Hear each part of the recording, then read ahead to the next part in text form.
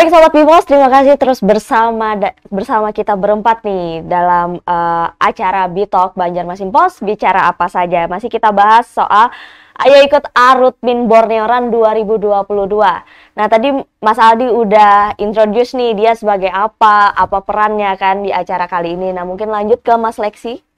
Ya, kalau kami dari Run Organizers, Race Organizers tentunya membantu panitia pelaksana yang dalam hal ini dikomandoin oleh Mas Aldian. Jadi kita membantu mensupport persiapan dari panitia. Dalam hal ini kita mensupport semua kebutuhan untuk lombanya, baik itu secara teknis dan juga perlengkapan lombanya, sarananya, serta juga kita mempersiapkan mulai dari sistemnya. Karena tahun ini kan kita menggunakan timing system yang di-linkkan dengan sistem registrasi yang disiapkan dari awal. Dari sistem registrasi itu dari awal memang disiapkan agar kita mengarahkan para peserta, calon peserta itu untuk mendaftar secara online. Nah itu salah satunya pembaharuan yang terjadi tahun ini dibanding tahun-tahun sebelumnya, agar sistem itu terintegrasi baik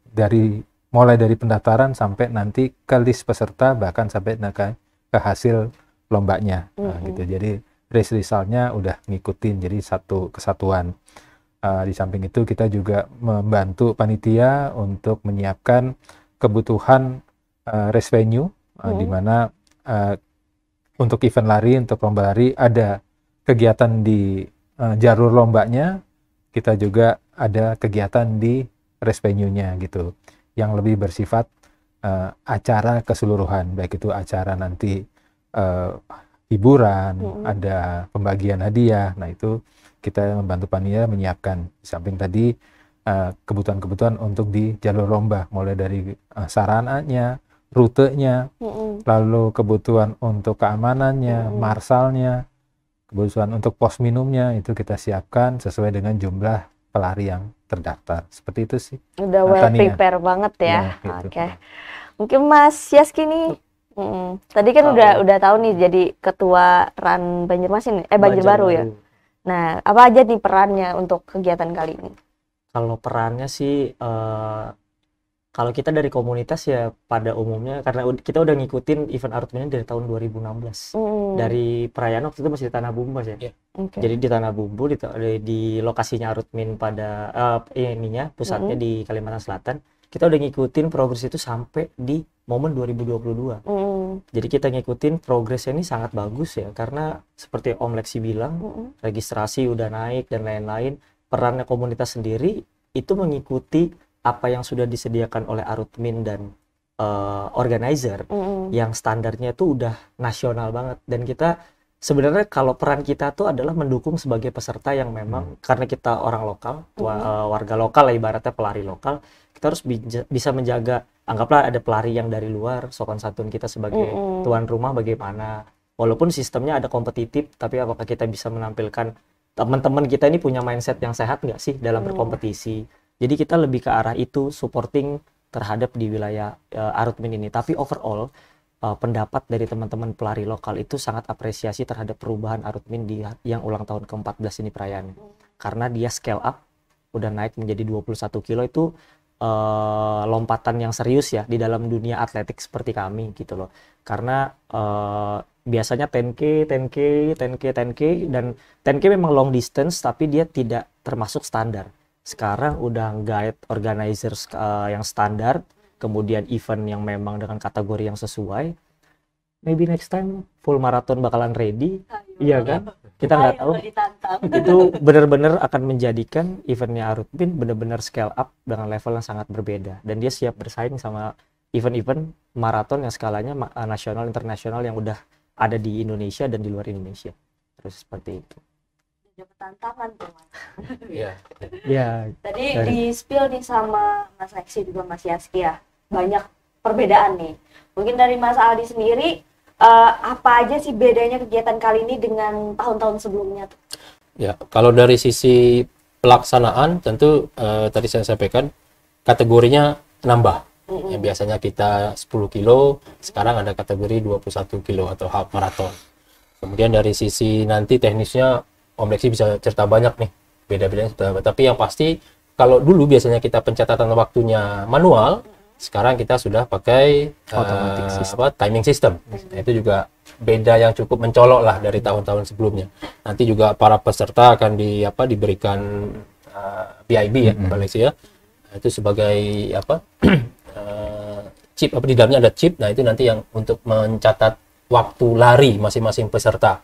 Nah, kalau dulu kan manual nih, pencet-pencet gitu kan. Ya istilahnya validitasnya mungkin rendah gitu kan. Nah, dengan sistem BIB mungkin lebih valid gitu hasil larinya. Berarti dari 4.000 peserta itu dia punya satu-satu. Betul. Luar biasa ya. Itu juga bagian dari standar lari, event lari nasional tadi. Dan itu yang juga membedakan dari kegiatan-kegiatan sebelumnya.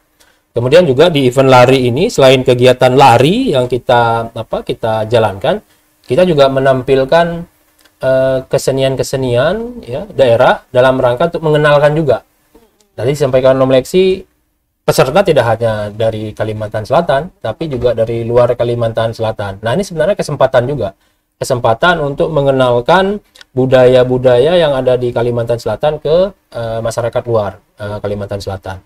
Beberapa hal yang bisa kita tampilkan seperti tarian, kemudian musik ya yang memang khas dari Kalimantan Selatan, itu akan kita tampilkan. Di mana ya di sepanjang atau di beberapa titik rute peserta lari itu akan kita tempatkan ya kesenian-kesenian daerah tersebut. Bisa berupa tarian ya, kemudian juga tadi musik khas daerah gitu ya. Dan itu menambah suasana larinya jadi sedikit berbeda lah. Orang tidak hanya fokus larinya, tetapi juga tadi kan ada pelari happy gitu kan. Ya, jadi mereka bisa ngelihat juga sambil lari, sambil tahu juga budaya khas dari Kalimantan Selatan atau budaya Banjar itu seperti apa. Nah, ini yang kami coba berikan berikan nanti perbedaannya ya dibandingkan dengan tahun-tahun sebelumnya di event lari tahun ini. Jadi kita udah banyak berbincang-bincang nih. Nah, penonton di rumah kan mau banyak tanya lah, mau banyak tahu, mumpung kita bisa nyampein nih pertanyaan dari penonton ke mas-masnya sekalian. Mungkin kita coba jawab dari pertanyaan pertama dari Desi GNSMR lah dari Instagram. Jarak larinya ini ditentukan berapa jauh ya? Apakah ada posko-posko semisal ada kejadian tidak mengenakan? Mungkin Mas Lexi? Jadi kita ada jarak kategori 10 kilo dan 21 kilo, di mana di semua kategori ini kita ada pos minum yang namanya water station di setiap 2,5 kilo. Jadi totalnya ada 9 water station. Nah, dari keseluruhan jalur ini tentunya kita sudah menyiapkan 3 ambulans yang sudah standby di rute kita, baik itu rute 10 kilo di dalam kawasan maupun di rute 21 di luar kawasan.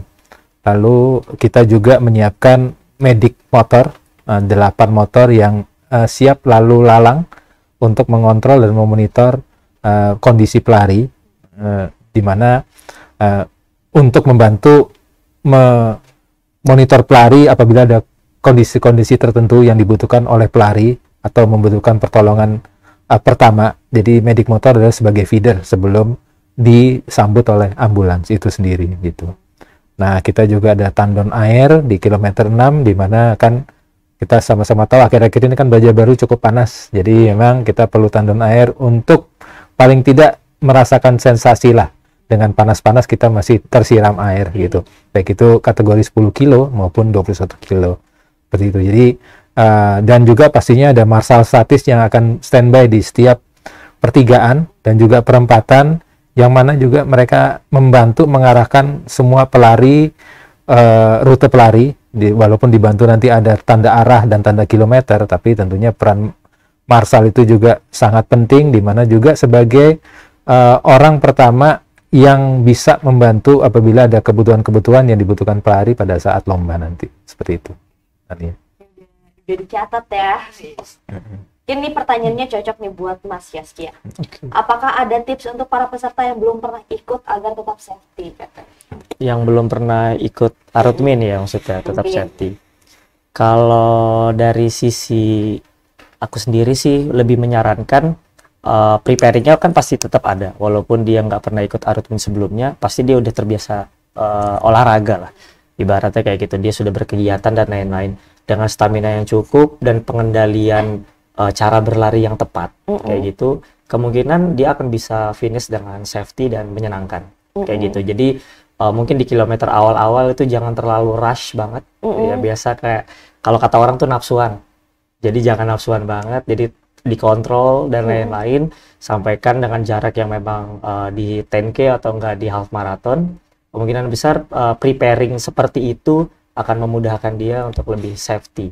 Walaupun dia di tahun sebelumnya belum pernah join di Arutmin, tapi kayaknya kalau walaupun dia tahun sebelumnya nggak pernah join, pasti dia sangat prepare dalam 1 tahun belakangan ini dalam menghadapi Arutmin. Kan terakhir waktu kita cut pandemi 2019 masih 2019 otomatis dia punya 3 tahun loh buat masa latihan. Kayaknya dia preparing banget kan. Prepare banget ya. Banget. Tapi betul. Untuk jaga buat safety, kayaknya dari aku yang memang udah kebiasaan di komunitas, kendalikan aja.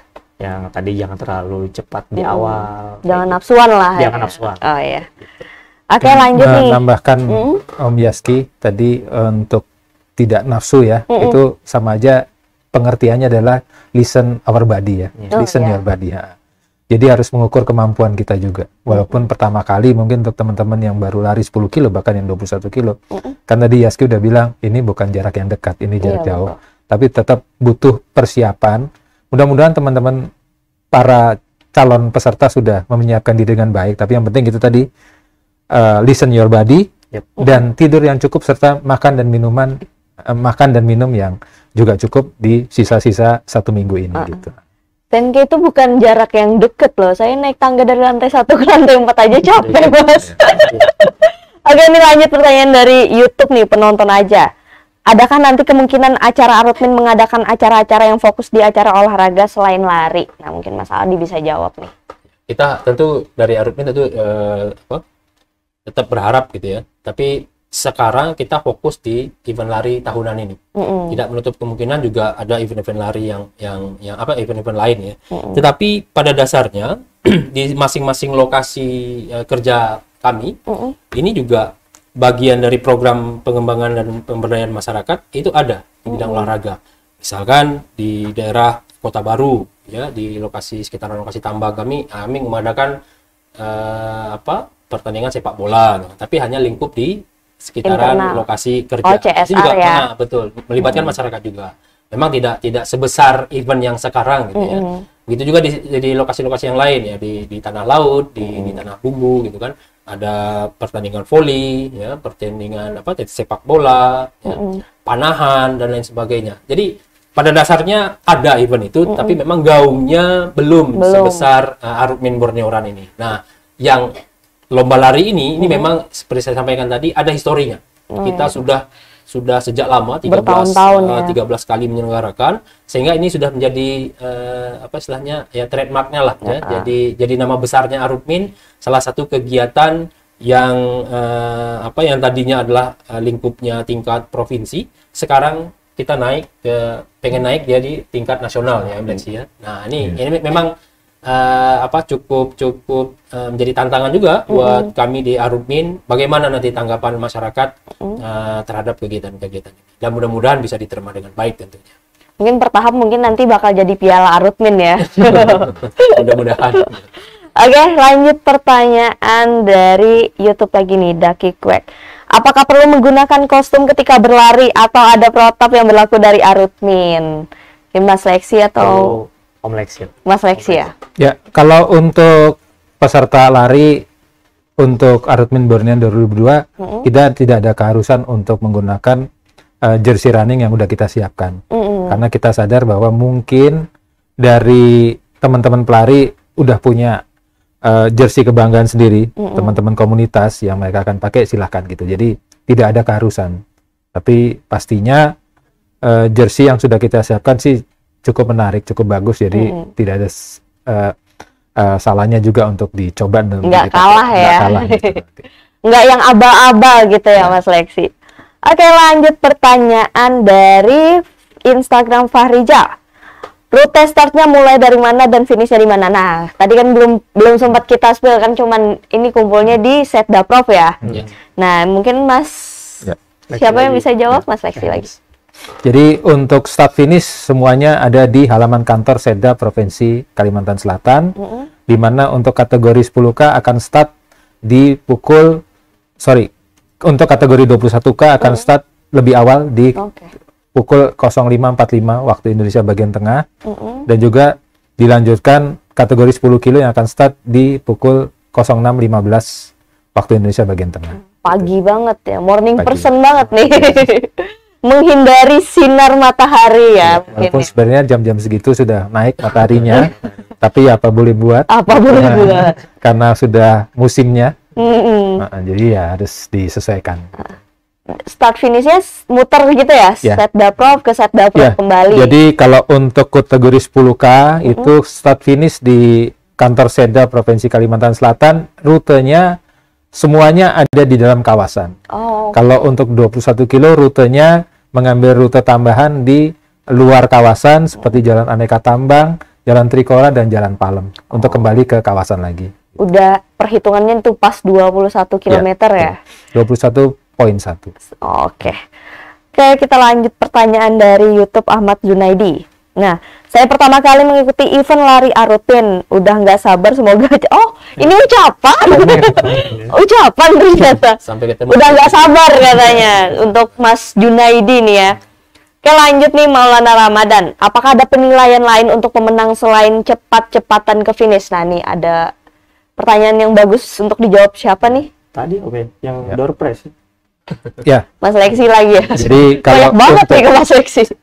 Karena ini lomba lari, jadi memang kita dengan menggunakan sistem timing system, kita nanti menggunakan chip time dan gun time, di mana sudah pasti dengan gun time pelari yang berhak menjadi juara adalah pelari yang mendahului atau yang masuk finish terlebih dahulu.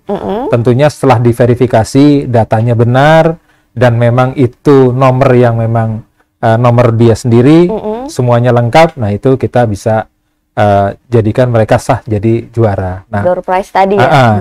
Untuk pemenang lombanya. Tapi di samping itu nggak usah khawatir untuk teman-teman yang tidak ikut lomba, maksudnya yang ikut lomba tapi memang kategorinya untuk pelari hore dan entusias, dan saat ini masih di dalam level yang mungkin belum kecepatannya belum mungkin masih standar ya.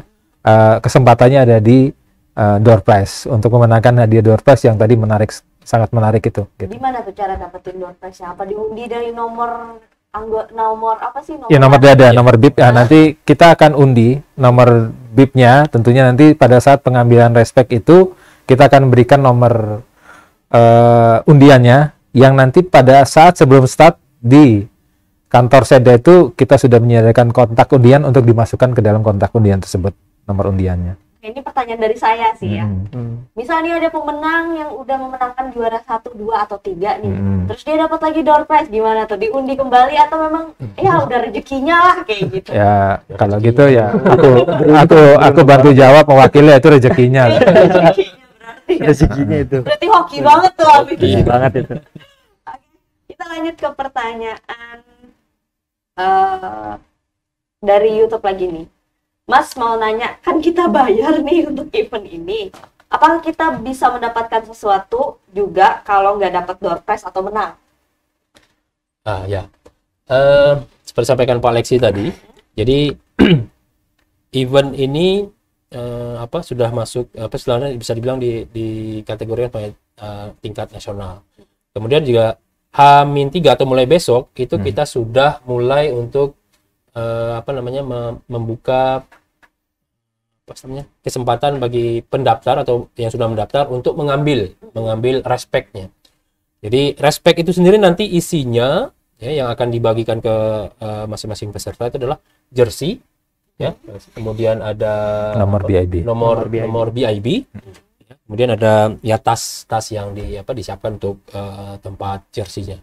Jadi itu dari sisi respect. Kemudian nanti pada saat lari, setelah lari kita juga sudah menyiapkan refreshment ya, Pak Alexi ya, refreshment dalam bentuk ya minuman, kemudian juga ada buah ya, buah pisang. sebagai ininya, sebagai nutrisi tambahan. Ya untuk sebagai ya namanya orang lari kan tentu perlu istirahat, capek. Nah, itu kompensasi dari biaya pendaftaran yang sudah teman-teman keluarkan untuk bisa ikut di event Arutmin Borneo Run ini. Termasuk medali ya, Mas. Nah, termasuk nanti setelah mereka finish, mereka akan mendapatkan medali. Baik itu yang kategori 10K maupun yang 21K.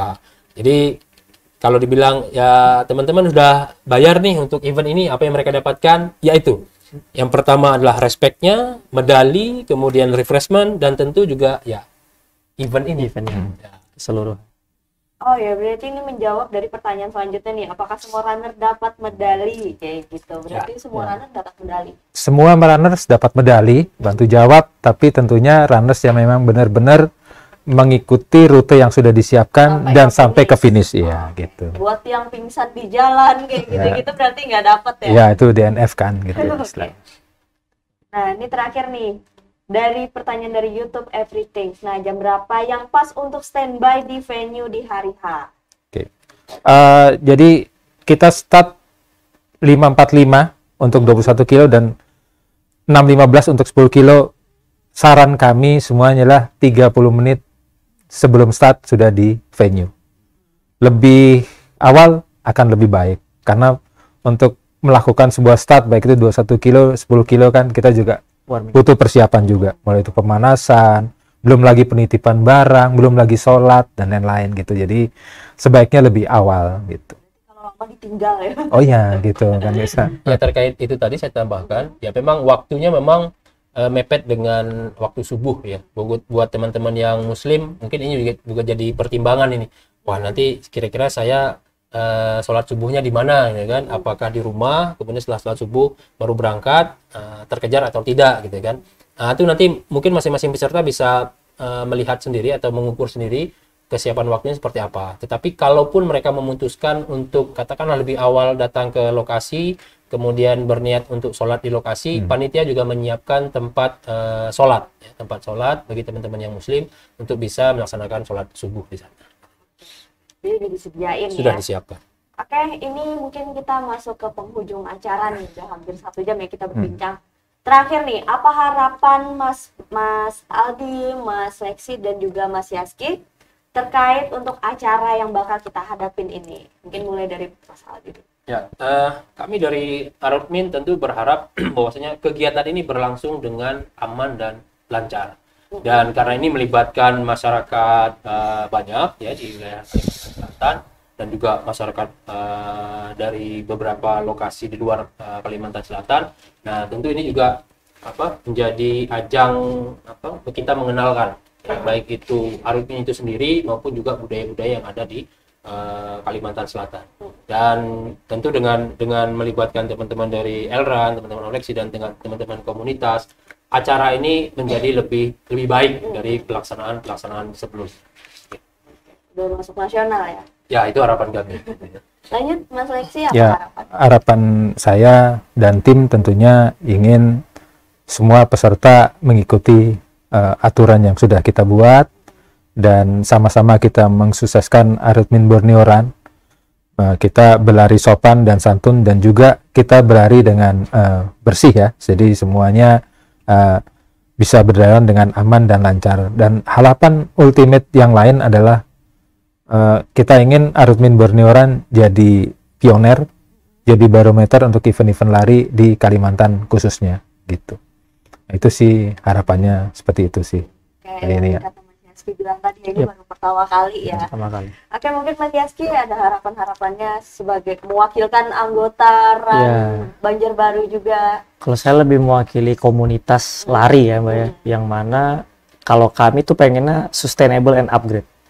Jadi memang event ini semoga dari pihak Arutmin itu memang bikin program ini sustainable, yang mana berkelanjutan. Yang ini udah ke-14, tapi kita nggak akan berhenti di 14 gitu. Akan berangkat dan dia akan berangkat naik terus upgrade kayak gitu sampai memang dia di kategorinya dia memang bisa bersaing dengan event-event yang skalanya nasional yang ada di Indonesia.